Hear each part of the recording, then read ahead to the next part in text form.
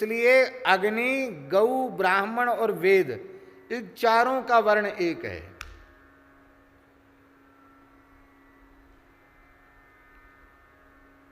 महाभारत की बड़ी प्रसिद्ध कथा है,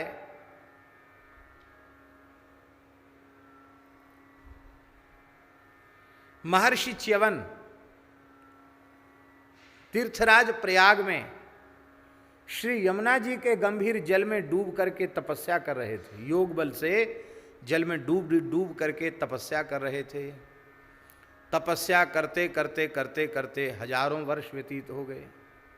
किसी को क्या पता कि महात्मा इतनी गहरे में महात्मा बैठे हैं।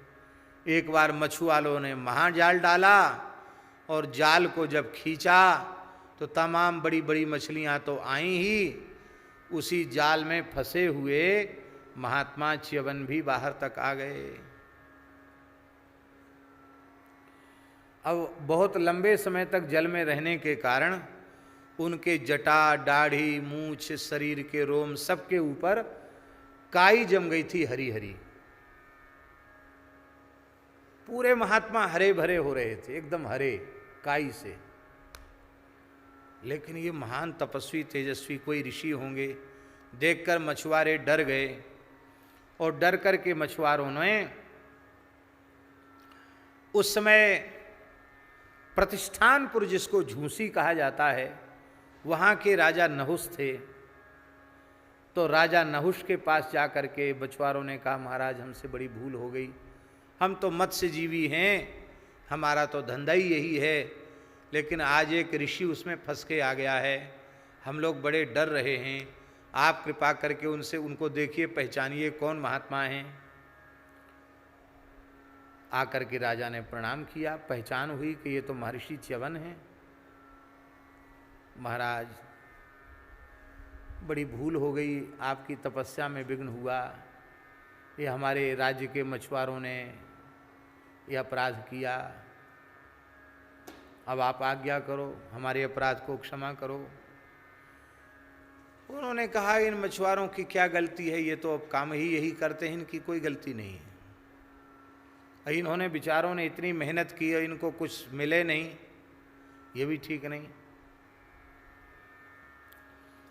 तो मेरा मूल्य इन मछुआरों को दे दो, जिससे इनका परिश्रम व्यर्थ न जाए, और मैं पुनः यमुना जी में प्रवेश करके भजन करूंगा, और मेरा मूल्य इनको दे दो, हमारा जो उचित मूल्य हो वो दे दो।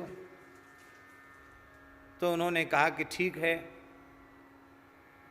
नहुष ने कहा, हम 100 स्वर्ण मुद्रा इनको देकर आपको खरीदते हैं।